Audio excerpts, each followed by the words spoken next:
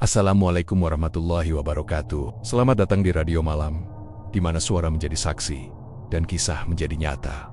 Malam ini, kita kembali menyusuri lorong-lorong gelap penuh rahasia. Cerita yang tak berani diceritakan. Di siang hari, kini mengudara. Duduklah tenang, matikan lampu, dan biarkan ketakutan merayap perlahan ke dalam pikiranmu. Karena di Radio Malam, tidak semua yang terdengar berasal dari dunia yang sama. Kediri, awal tahun 2000-an, sedang berada di masa perkembangan pesat. Jalan-jalan yang dulunya lengang mulai dipenuhi kendaraan. Pusat kota semakin ramai, ruko-ruko baru bermunculan, dan harga tanah perlahan merangkak naik. Di tengah gegap gempita ini, ada satu nama yang mulai sering dibicarakan orang, Pak Haji Asep. Bagi warga sekitar, Asep bukanlah sosok baru. Ia adalah lelaki parubaya yang sebelumnya dikenal sebagai pedagang kain di pasar. Usahanya cukup lumayan, tapi bukan tipe orang yang dianggap orang besar di kota. Namun entah bagaimana, dalam waktu kurang dari 3 tahun Asep menjelma menjadi pengusaha properti sukses. Ia memborong tanah di berbagai titik strategis Kediri, membangun roma-rama berukuran besar, lalu menjualnya dengan harga yang mengejutkan murah,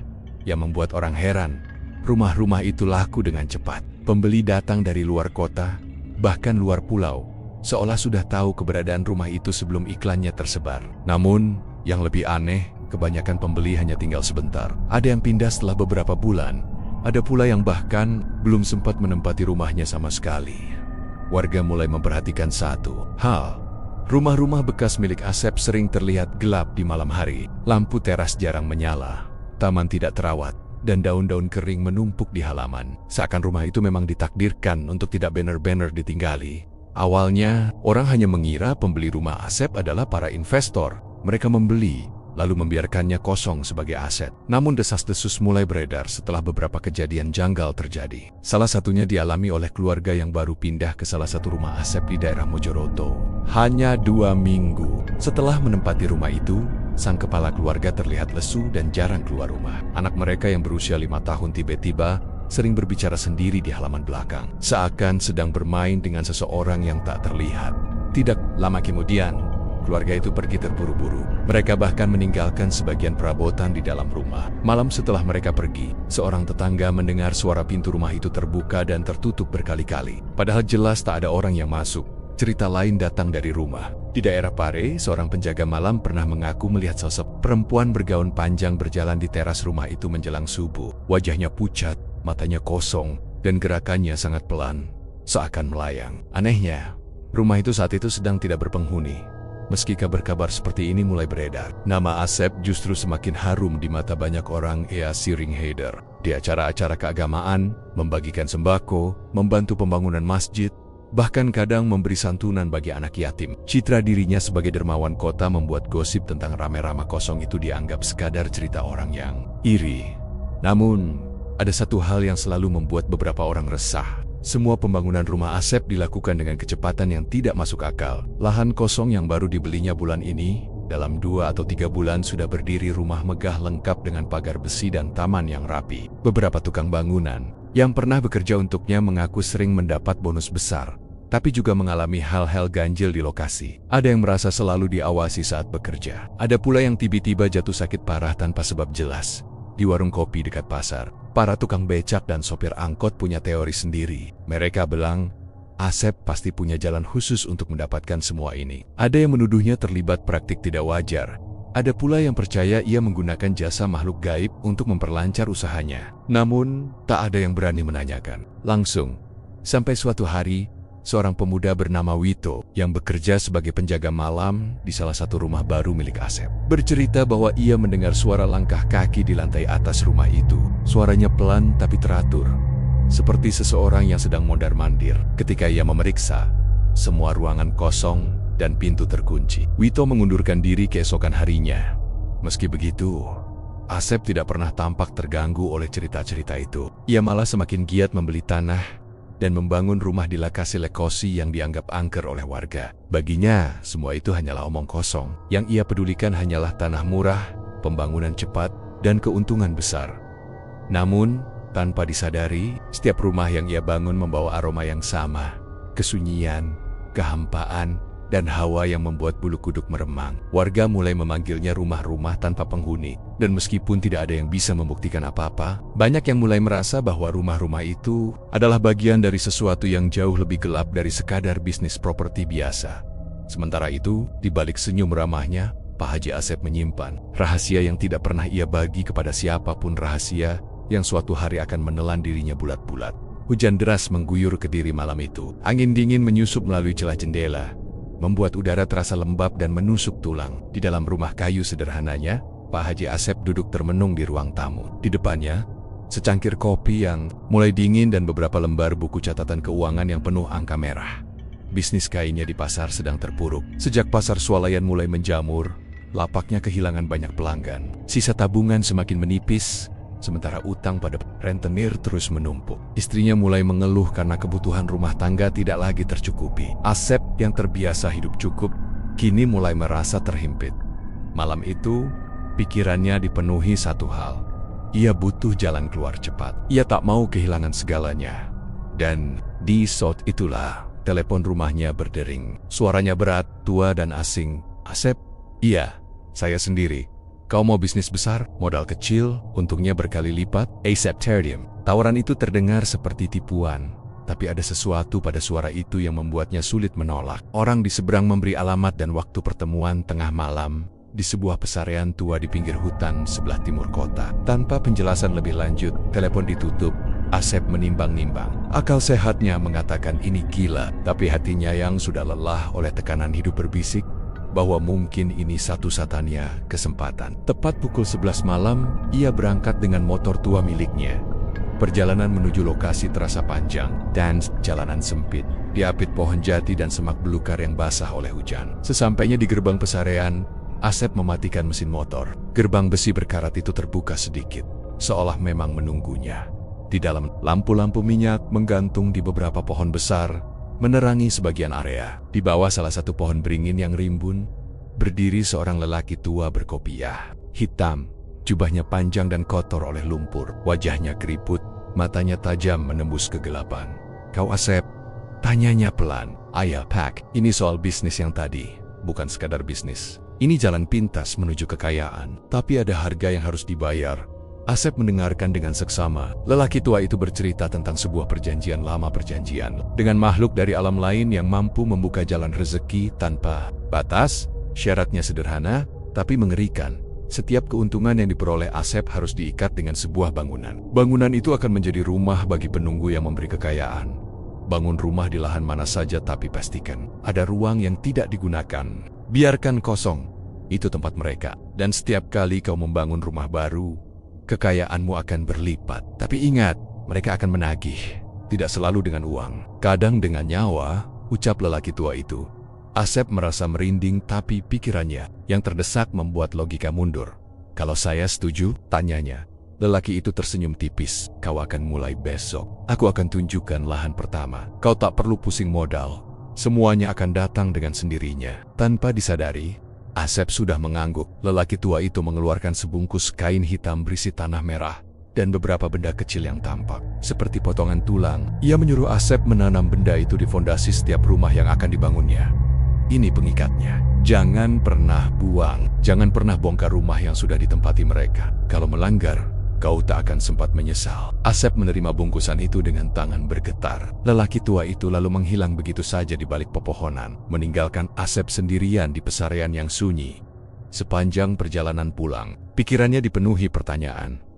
Apa yang baru saja ia lakukan? Apakah ini nyata atau hanya halusinasi akibat stres? Namun keesokan harinya, sesuatu yang aneh terjadi. Seorang kenalan lama yang sudah bertahan-tahan tak ditemuinya tiba-tiba datang, menawarkan sebidang tanah di pinggir kota dengan harga sangat murah. Uang untuk membeli tanah itu entah bagaimana muncul di rekeningnya, jumlahnya persis dengan harga tanah. Asep terperangah, tapi ia teringat kata-kata lelaki tua itu. "Kau akan mulai besok." Ia memutuskan membeli tanah itu tanpa pikir panjang hari-hari. Berikutnya berjalan seperti keajaiban. Ia mendapatkan pekerja bangunan yang mau dibayar murah tapi bekerja cepat. Material datang tepat waktu, bahkan ada yang dikirim gratis karena bonus dari pemasok lama. Dalam 3 bulan, rumah pertamanya berdiri megah di atas tanah itu. Dan seperti yang dijanjikan, keuntungan yang ia dapatkan jauh melebihi perkiraan.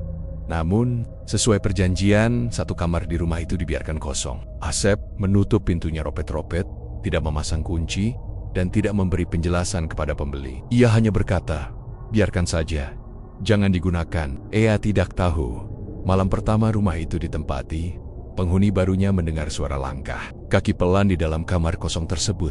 Asep di sisi lain, mulai merasakan nikmatnya uang yang mengalir deras. Ia membeli lahan kedua, membangun rumah kedua, lalu ketiga, keempat. Setiap kali satu kamar dibiarkan kosong, dan setiap kali itu pula rekeningnya bertambah gendut. Tapi jauh di lubuk hati, ia tahu, ia telah mengikatkan diri pada sesuatu yang tidak akan pernah membiarkannya bebas. Rumah pertama itu berdiri di atas lahan yang dulunya merupakan pekuburan tua, tepat di pinggir jalan kecil di daerah Mojoroto. Warga sekitar masih ingat, di lokasi itu pernah berdiri batu nisan berlumut yang tak terurus, sebagian miring seakan hendak roboh. Namun sejak Asep membeli tanah itu dan mendatangkan alat berat, semua bekas kuburan hilang tak bersisa. Hanya beberapa warga tua yang menggeleng pelan, menganggapnya kurang ajar membangun rumah di atas tanah semacam itu. Rumah itu megah, 2 lantai, catnya putih bersih dengan pagar besi hitam. Di lantai 2, ada satu kamar di ujung lorong yang jendelanya selalu tertutup tirai tebal berwarna coklat tua. Kamar itu adalah ruang kosong sesuai perjanjian yang Asep buat dengan lelaki tua di Pesarean. Tak butuh waktu lama, rumah itu laku. Pembelinya adalah pasangan muda Bayu dan Ratna bersama anak perempuan mereka yang baru berusia 5 tahun. Alia, mereka senang sekali mendapatkan rumah sebesar itu dengan harga terjangkau. Meski ada beberapa tetangga yang memberi peringatan samar-samar, mereka tak menghiraukannya. Malam pertama berjalan normal, namun mulai malam kedua, Ratna terbangun sekitar pukul 2 dini hari karena mendengar suara berderit pelan seperti pintu yang dibuka perlahan. Ia mengira Bayu turun ke dapur, tapi ketika ia menoleh, suaminya masih terlelap di sampingnya. Pagi harinya, Alia bercerita sambil tersenyum polos bahwa ia bermain dengan kakak perempuan di malam hari. Ratna menganggapnya imajinasi anak kecil. Namun semakin hari, Alia sering terlihat berbicara sendiri di halaman belakang atau menatap kamar kosong di lantai 2 dengan pandangan antusias. Seminggu kemudian, kejadian-kejadian aneh mulai muncul. Perabot di ruang tamu bergeser beberapa sentimeter tanpa alasan. TV menyala sendiri, menayangkan saluran yang penuh suara statis. Bau anyir darah kadang muncul di lorong lantai 2, membuat Ratna mual. Bayu, yang awalnya menganggap semua ini kebetulan, mulai ikut resah. Puncaknya terjadi pada malam Jumat. Hujan turun deras, suara petir menggelegar. Bayu terbangun karena mendengar tangisan lirih di lantai atas. Ia mengira Alia terbangun ketakutan, jadi ia bergegas naik. Tapi ketika ia sampai di lorong, ia melihat pintu kamar kosong yang seharusnya tertutup rapat, kini terbuka lebar. Di dalamnya, berdiri seorang perempuan bergaun putih panjang, rambutnya basah tergerai, wajahnya tertutup. Helaian rambut, tangannya menggenggam sesuatu seperti mainan boneka kecil. Bayu terpaku, tak bisa bergerak. Perempuan itu menoleh perlahan, dan dari sela rambutnya, Bayu melihat wajah pucat penuh urat hitam. Mata hitam pekat tanpa bola mata. Teriakan Bayu membangunkan Ratna. Ia berlari naik, hanya untuk menemukan suaminya duduk di lantai lorong, dengan wajah pucat pasi dan tangan gemetar. Pintu kamar kosong sudah tertutup lagi. Keesokan harinya, Bayu memutuskan mengunci kamar itu dengan gembok besi dan memanggil Ustadz untuk membacakan doa. Namun Ustadz itu hanya bertahan sebentar sebelum keluar tergesa. Wajahnya pucat. Ia hanya berkata, "Kamar itu bukan untuk manusia," lalu pergi tanpa menjelaskan lebih lanjut.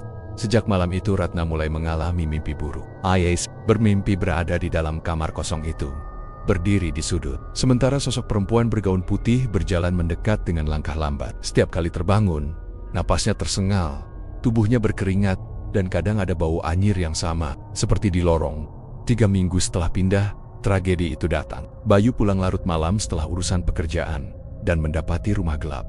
Ia memanggil istrinya, tapi tak ada jawaban. Saat naik ke lantai 2, ia melihat pintu kamar kosong itu terbuka lagi. Dari dalam terdengar suara tangisan Ratna. Ketika Bayu masuk, ia mendapati Ratna tergantung di langit-langit dengan kain panjang melilit leher. Kakinya masih berayun pelan, wajahnya pucat membiru. Tiba, Alia duduk sambil memeluk boneka kecil yang persis seperti yang pernah dilihat Bayu di tangan perempuan bergaun putih itu. Polisi menyimpulkan Ratna bunuh diri karena depresi. Tapi Bayu tahu istrinya tidak punya alasan untuk itu. Ia tidak tahan tinggal di rumah itu lagi. Beberapa hari kemudian, ia menjual rumah tersebut kembali kepada Asep dengan harga murah. Tanpa banyak tanya, Asep menerima rumah itu dengan senyum tenang, lalu membiarkannya kosong selama beberapa bulan sebelum mencari pembeli baru. Ia tahu penghuni kamar itu sudah mendapat apa yang mereka mau. Dan seperti yang dijanjikan lelaki tua di pesarean, rekening Asep kembali terisi lebih banyak dari sebelumnya. Namun di lingkungan sekitar, cerita tentang rumah itu mulai menyebar. Orang-orang menyebutnya rumah Ratna, rumah yang di malam-malam tertentu terdengar suara perempuan menangis di lantai 2. Meski tidak ada orang yang tinggal di sana, dan itu baru rumah pertama.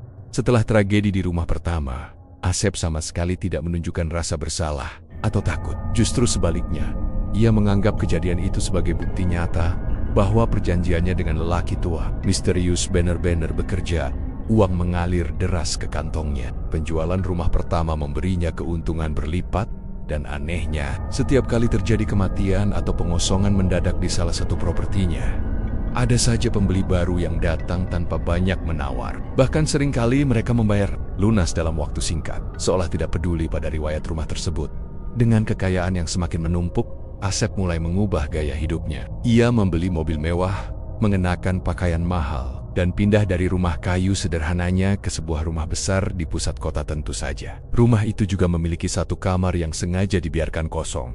Sebagai pengusaha yang sedang naik daun, Asep mulai rajin tampil di berbagai acara masyarakat. Ia memberi sumbangan besar untuk pembangunan masjid, mengadakan santunan anak yatim, dan membagikan sembako setiap bulan Ramadan. Warga mulai memandangnya sebagai dermawan Kediri. Namun, di balik citra baik itu, Asep mulai menunjukkan tanda-tanda keserakahan. Ia tak lagi puas membangun 1 atau 2 rumah sekaligus. Dalam setahun, ia bisa mengerjakan 5 hingga 7 rumah di berbagai lokasi. Tak peduli apakah tanah itu dianggap angker atau pernah menjadi lokasi kecelakaan tragis, ia akan membelinya. Jika harganya cocok, pekerja bangunan yang direkrutnya sebagian besar adalah wajah-wajah baru. Para tukang lama yang pernah mengeluh tentang gangguan di lokasi pembangunan memilih mundur. Tapi Asep tidak peduli, ia selalu menemukan pengganti. Meski begitu, para pekerja baru pun mulai mengalami hal-hal yang tidak wajar. Ada seorang tukang bernama Wawan yang tiba-tiba jatuh dari lantai 2, padahal tidak ada yang menyenggolnya. Ia bersikeras mengatakan bahwa seseorang mendorongnya dari belakang. Aneh ya, setelah insiden itu, Wawan memilih menghilang tanpa menuntut ganti rugi. Seorang pekerja lain, Pak Dirjo, mengaku sering melihat sosok anak kecil bermain di dekat tumpukan batu bata. Tetapi ketika didekati, sosok itu menghilang. Yang membuatnya semakin ketakutan adalah setiap kali ia memukul paku, terdengar suara seperti orang berbisik di telinganya. Namun, semua keluhan itu tak pernah menghentikan pembangunan. Setiap rumah selesai tepat waktu. Selalu ada kamar kosong yang dibiarkan terkunci rapat. Dan setiap penjualan membawa keuntungan besar. Suatu malam, Asep mengadakan pesta besar di halaman rumahnya untuk merayakan ulang tahunnya yang ke-50. Tamu, undangan dari berbagai kalangan hadir, pejabat, pengusaha, tokoh agama, bahkan beberapa wartawan. Makanan melimpah, musik gamelan mengalun, dan tawa riuh terdengar di seluruh halaman.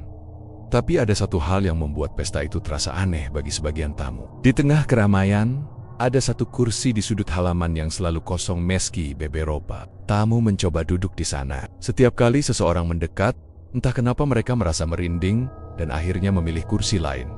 Malam itu, menjelang tengah malam, seorang tamu yang sedang berjalan menuju kamar mandi di lantai 2 melihat sesuatu yang membuatnya terpaku. Pintu salah satu kamar yang seharusnya tertutup terlihat sedikit terbuka. Dari selannya, ia melihat bayangan tinggi menjulang berdiri tak bergerak, seolah sedang mengamati pesta di bawah. Begitu ia berkedip, pintu itu sudah tertutup rapat kembali, dan Asep menerima banyak ucapan selamat. Tapi di tengah semua kegembiraan itu, ada satu tamu tua yang mendekatinya dan berbisik pelan, "Jangan lupa, setiap pesta ada yang ikut merayakan, meski tak diundang." Asep hanya tersenyum tipis. Baginya, semua itu hanyalah bagian dari permainan. Ia sudah terlalu jauh untuk mundur. Bulan-bulan berikutnya, bisnisnya semakin berkembang. Ia mulai membeli tanah di luar kota, di daerah seperti Pare dan Ngadilui. Setiap proyek baru selalu diikuti oleh keanehan pekerja yang tiba-tiba sakit keras, peralatan yang bergerak sendiri, atau suara-suara aneh di malam hari. Tapi anehnya, tak ada satupun dari kejadian itu yang membuat pembelinya urung menandatangani. akad Asep merasa dirinya tak terkalahkan. Namun di suatu malam yang lengang, ia kembali didatangi oleh sosok yang telah mengikatnya dalam perjanjian.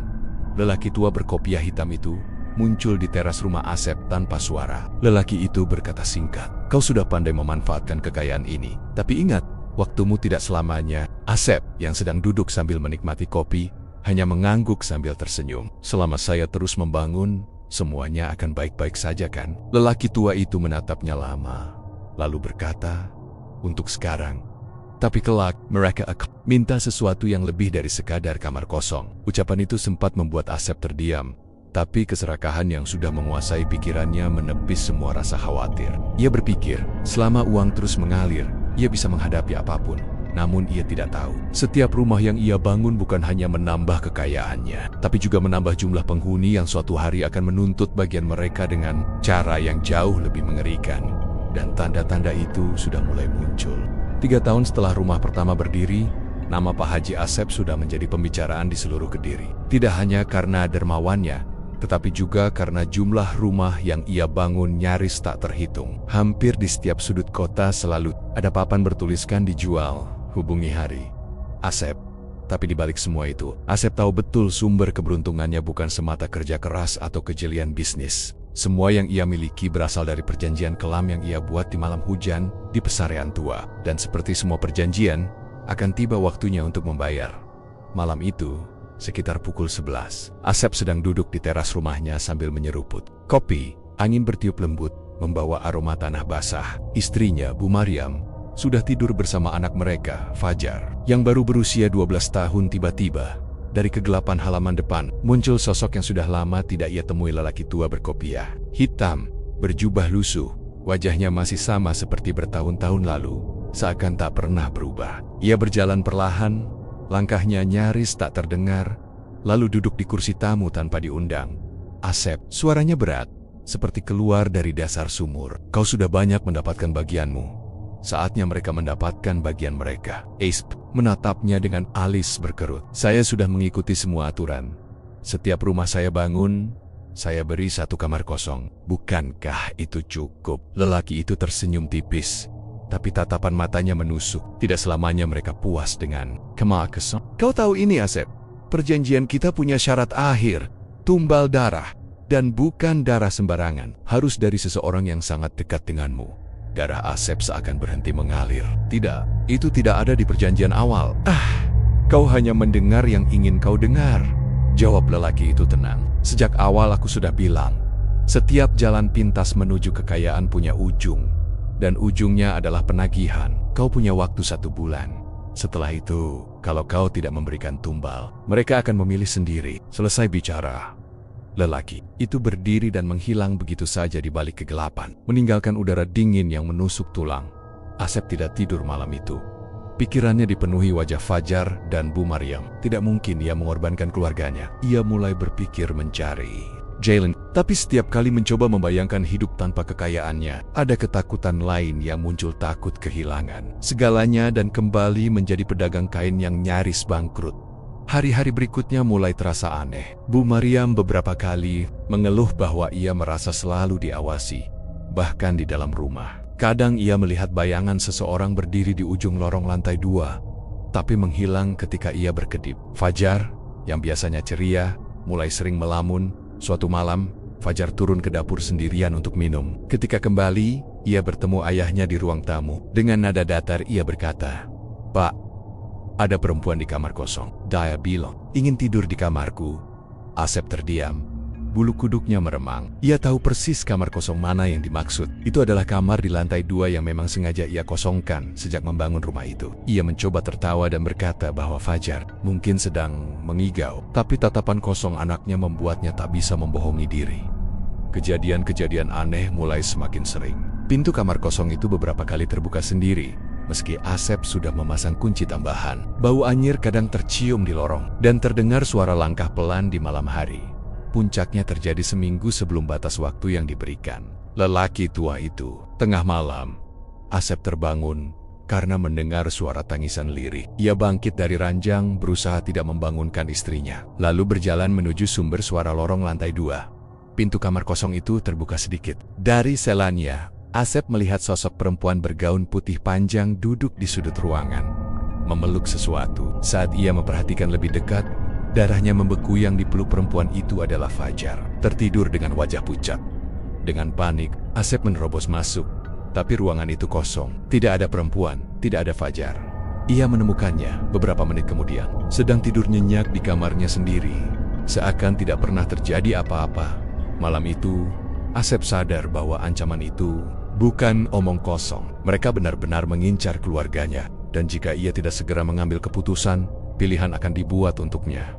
Sejak saat itu, Asep menjadi gelisah. Ia menghindari tatapan istrinya, mulai jarang pulang ke rumah, dan menghabiskan waktu di lokasi pembangunan rumah-rumah baru. Namun, semakin ia menghindar, semakin sering ia merasakan kehadiran mereka di sekitarnya. Dan 1 bulan itu terus berjalan, mendekat ke akhir.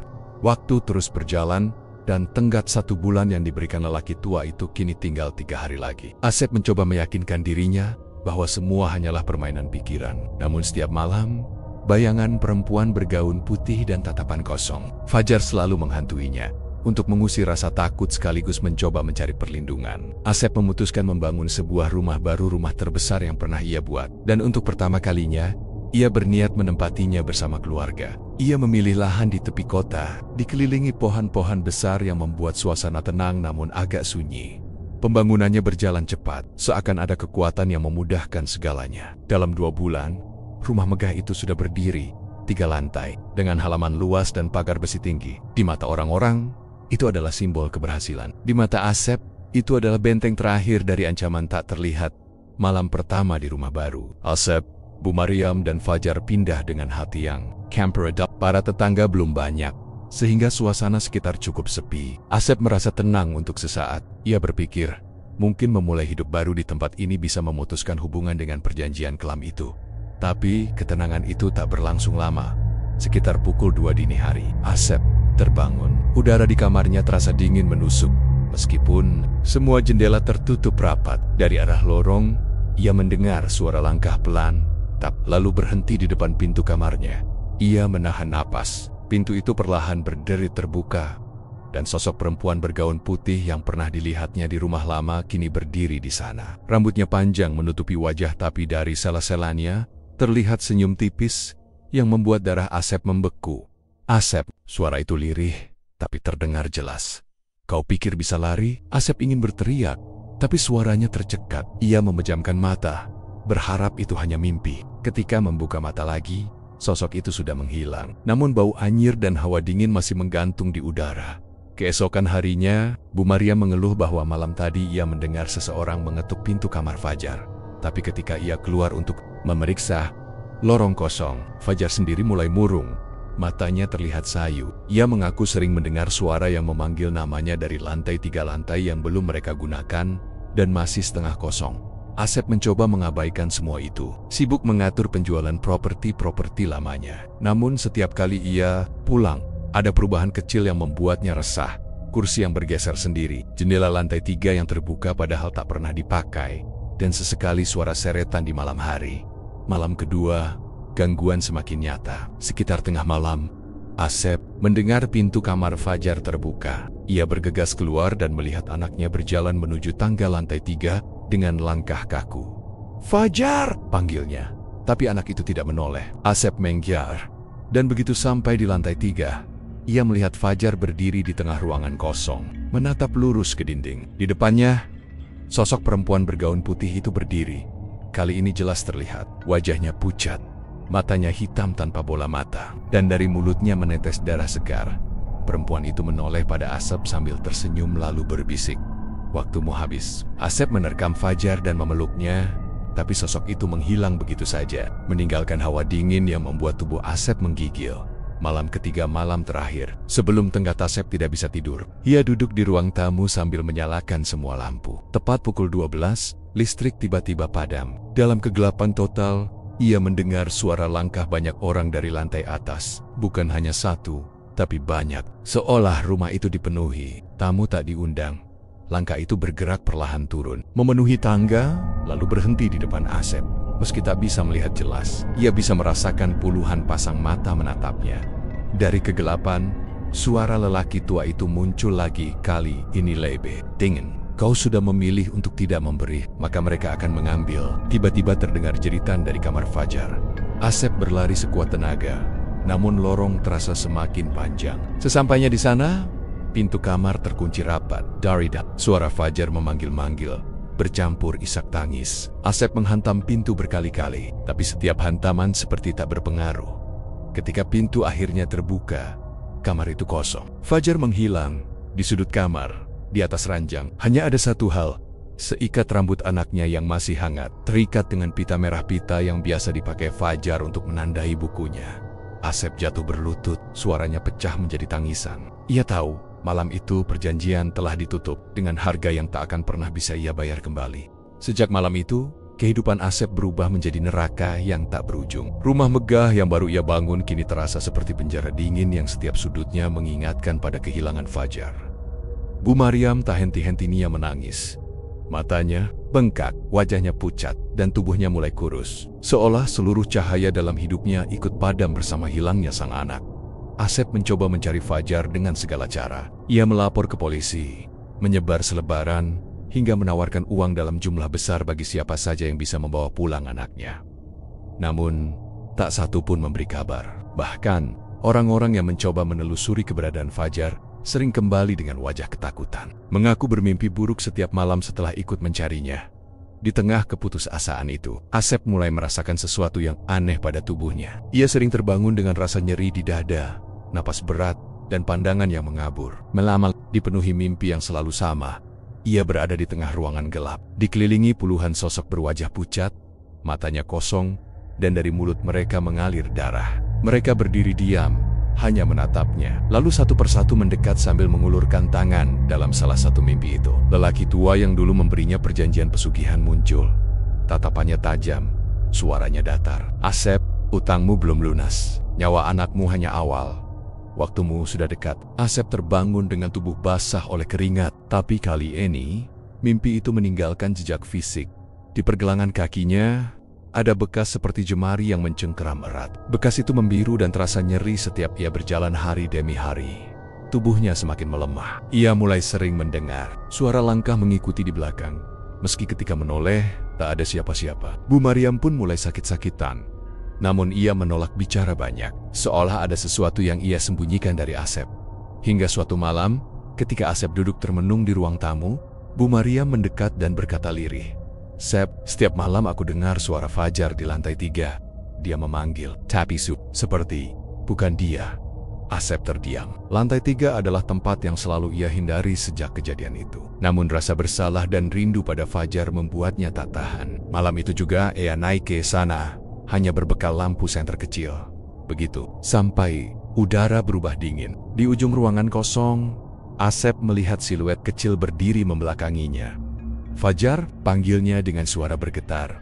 Sosok itu menoleh. Wajahnya memang wajah Fajar, tapi matanya hitam pekat, bibirnya tersenyum lebar hingga pipinya robek. "Bapak, ikut Fajar, yuk." Sebelum Asep sempat bergerak, sosok itu berlari ke arahnya dengan kecepatan tak wajar. Lampu senter terjatuh, dan dalam kegelapan, Asep merasakan tangan dingin mencengkeram lehernya. Ia berusaha melepaskan, tapi kekuatan itu terlalu besar.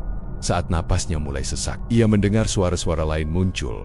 Puluhan, ratusan, semuanya memanggil namanya. Cahaya lampu senter yang berguling memperlihatkan pemandangan mengerikan. Ruangan itu kini penuh dengan sosok-sosok pucat. Wajah mereka hancur, matanya kosong. Mereka mendekat perlahan, mengepungnya dari segala arah. Di tengah kerumunan itu, lelaki tua muncul lagi. Ia melangkah maju, tersenyum puas. "Waktumu sudah tiba. Asep, kau ingin kekayaan? Kau sudah menikmatinya. Kini, giliran kami mengambil bagian." Asep mencoba berteriak, tapi suara yang keluar hanya desahan lemah. Sosok-sosok itu mulai menyentuhnya dingin, licin, dan menyakitkan. Setiap sentuhan membuat tubuhnya semakin lemah, seperti tenaganya disedot keluar. Ia jatuh berlutut, pandangannya mulai mengabur. Dalam detik-detik terakhir kesadarannya, ia melihat sesuatu yang membuat darahnya membeku di sudut ruangan. Fajar berdiri sambil tersenyum. Namun di tangannya ada kepala Bu Mariam. Matanya masih terbuka, menatap kosong, gelap. Ketika Asep membuka mata, ia tidak lagi berada di rumahnya. Ia berdiri di tengah jalanan sepi, dikelilingi kabut tebal. Di kejauhan, ia melihat rumah-rumah yang pernah ia bangun. Namun, semua rumah itu rusak. Jendelanya pecah, pintunya terlepas, dan dari dalamnya terdengar suara tangisan. "Aku, di mana?" Suaranya lirih. Lelaki tua itu muncul lagi di sampingnya. "Kau sekarang milik kami, Asep. Selamat datang di rumah yang kau bangun sendiri. Untuk kami tempati selamanya." Asep menjerit, tapi suaranya tenggelam dalam kabut. Sejak malam itu, nama Haji Asep menghilang dari Kediri. Rumah megahnya kosong, tapi orang-orang yang melewati sering bersumpah melihat siluet seorang pria di jendela lantai 3 menatap mereka, seakan menunggu giliran korban berikutnya. Sejak Haji Asep menghilang, rumah megahnya di Kediri menjadi bangunan mati yang berdiri angkuh di tengah kota. Orang-orang menyebutnya rumah 3 lantai atau rumah Pak Haji. Tapi seiring waktu, sebutan itu berubah menjadi rumah arwah. Tak ada yang berani mendekat, apalagi membeli. Namun, yang lebih mengerikan, bukan hanya rumah itu yang terkutuk, melainkan semua properti yang pernah dibangun atau dimiliki Asep.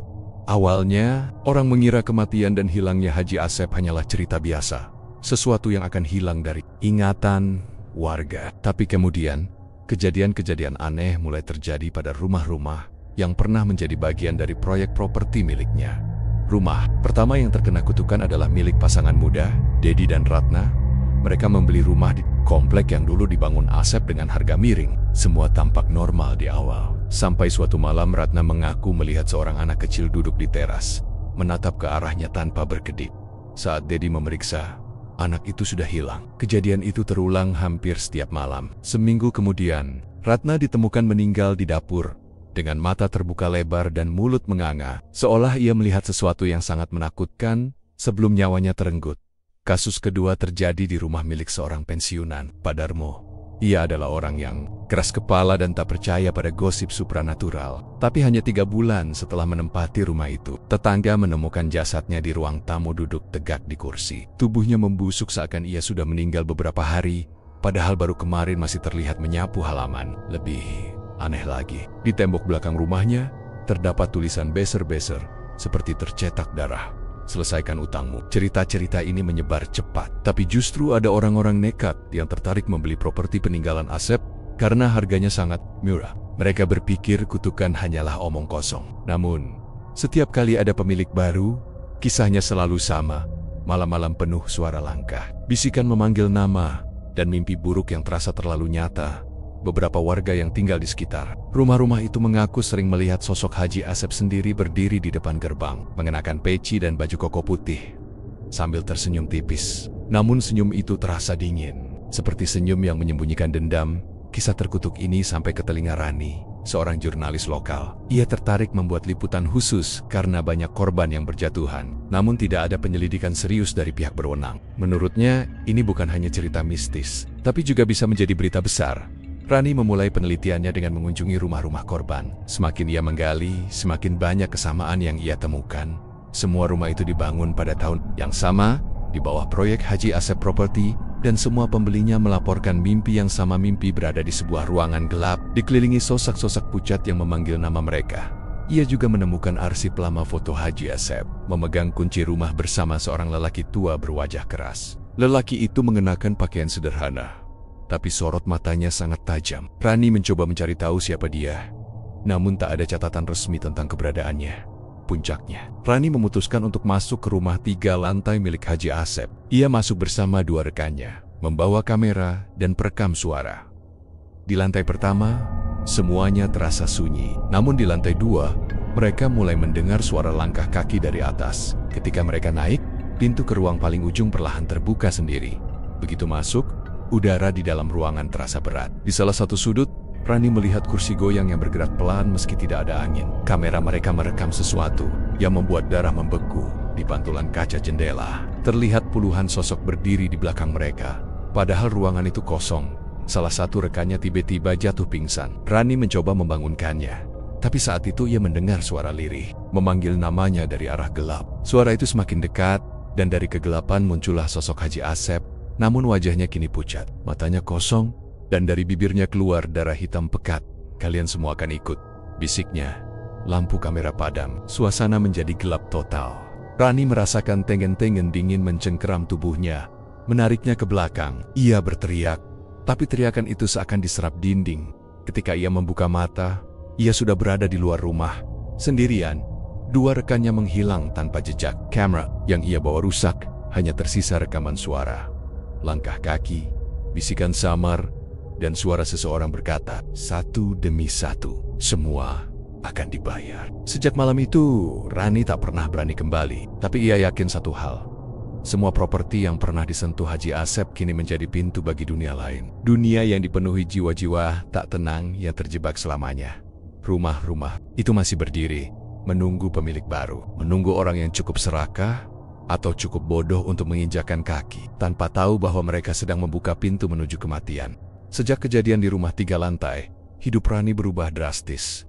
Ia tak lagi tidur nyenyak. Setiap malam, ia terbangun karena mendengar suara ketukan di jendela atau langkah kaki di luar kamarnya. Terkadang, ia melihat bayangan seseorang berdiri di sudut ruangan, mengenakan peci dan baju koko putih. Saat ia memejamkan mata, sosok itu hilang. Tapi aroma tanah basah tetap menggantung di udara. Rani tahu, satu-satunya cara untuk menghentikan semua ini adalah menemukan asal mula kutukan Haji Asep. Ia mulai menelusuri arsip lama, mewawancarai orang-orang tua yang pernah mengenal Asep. Kebanyakan menolak bicara, hanya geleng kepala dengan wajah ketakutan. Hingga akhirnya, ia bertemu dengan seorang kakek bernama Mbah Surya, yang tinggal di sebuah desa terpencil di luar Kediri. Mbah Surya pernah menjadi mandor bangunan Asep awalnya. Ia juga enggan berbicara, tapi setelah Rani meletakkan foto Asep dan foto lelaki tua berwajah keras yang ia temukan di arsip, mata Mbah Surya langsung membelalak. "Kamu, dari mana dapat foto ini?" tanya Mbah Surya dengan suara bergetar.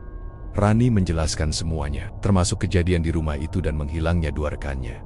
Mbah Surya menarik napas panjang, lalu berkata lirih, "Itu bukan orang biasa. Dia yang memberikan Haji Asep semua kekayaannya. Namanya Ki Surapati, orang yang sudah lama seharusnya mati, tapi terus hidup karena perjanjian gelap." Menurut cerita Mbah Surya, sekitar 20 tahun lalu, Asep hanyalah seorang pedagang kecil yang terjebak utang besar. Ia putus asa, hingga suatu malam, ia datang ke sebuah ritual tersembunyi di hutan dekat desa, dipandu oleh seorang lelaki asing yang ternyata adalah Ki Surapati. Di sana, Asep menandatangani perjanjian darah.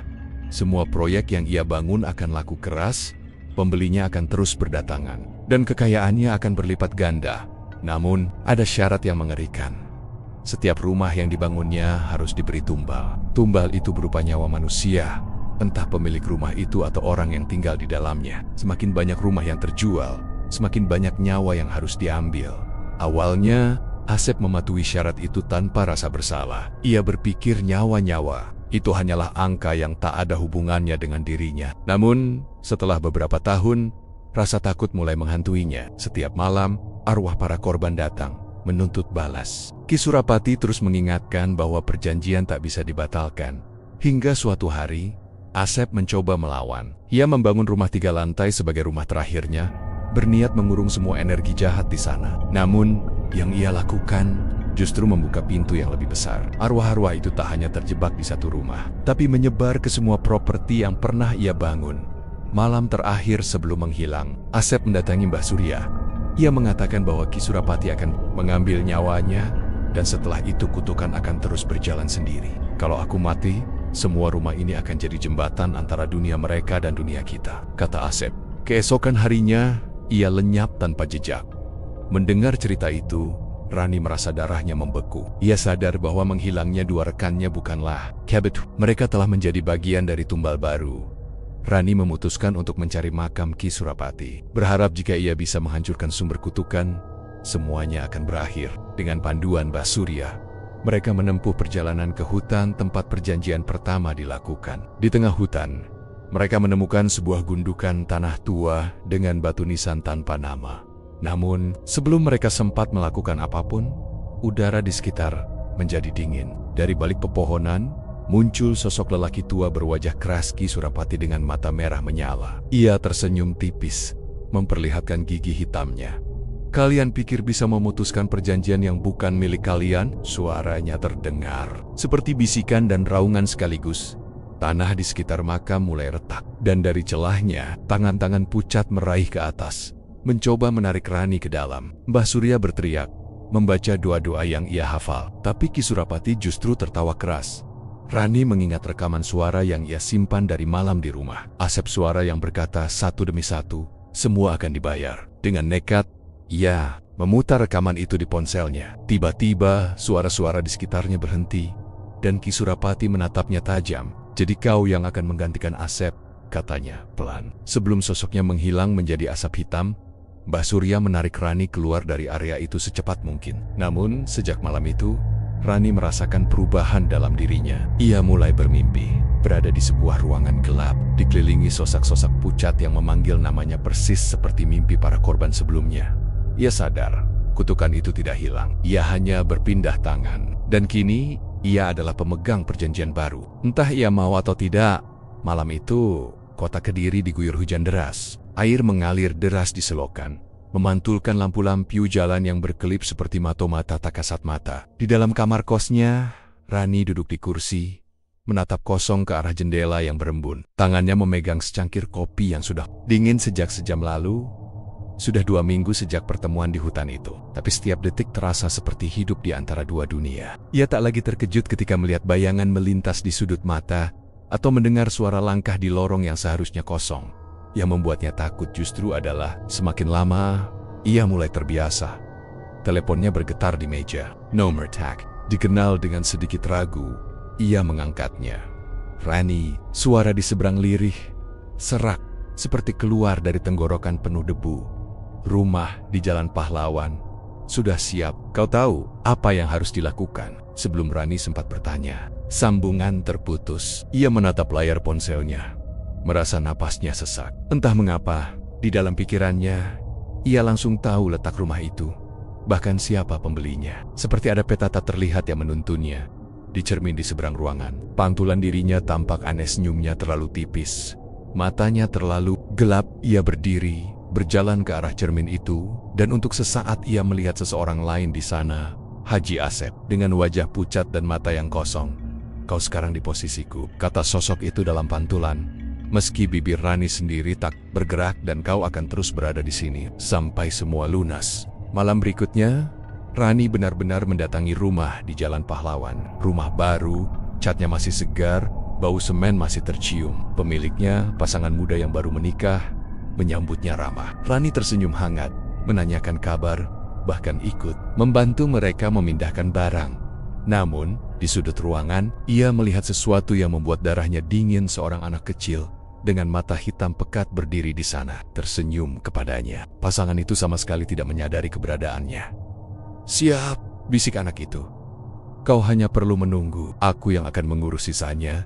Rani tak membalas, hanya mengangguk pelan, seolah ada bagian dari dirinya yang kini bekerja di luar kendali. Hari berganti minggu, dan satu persatu rumah yang membutuhkan tumbal datang kepadanya. Entah lewat telepon misterius, atau lewat mimpi yang terasa nyata. Awalnya, ia mencoba melawan, namun setiap kali ia menolak, ia selalu terbangun dengan darah di tangannya, dan kabar bahwa seseorang di rumah itu telah meninggal mendadak lama-lama. Rani berhenti melawan. Ia mulai menyadari bahwa perjanjian ini bukan sekadar kutukan, ini adalah warisan. Dan seperti semua warisan, ia tak bisa menolaknya.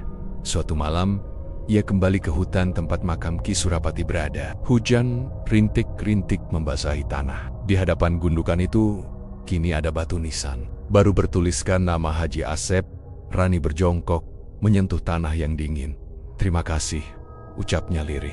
Aku akan melanjutkan. Di belakangnya terdengar suara langkah.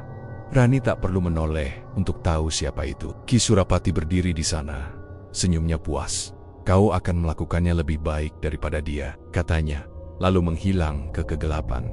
Keesokan harinya, seorang kontraktor lokal bercerita kepada rekannya bahwa ada seorang perempuan muda yang kini sering muncul di setiap proyek perumahan baru di kota. Tak ada yang tahu siapa dia, tapi setiap kali ia datang, selalu ada cerita aneh pekerja yang mendadak sakit parah, penghuni pertama yang meninggal dalam seminggu, atau rumah yang terasa berat begitu ditempati. Nama perempuan itu tak pernah disebut langsung, tapi di antara para pekerja bangunan, ia dikenal dengan satu sebutan, Ibu Rumah Baru. Dan di balik senyum ramahnya, Rani tahu ia telah menjadi bagian dari sesuatu yang tak bisa ia lepaskan, bahkan setelah mati nanti.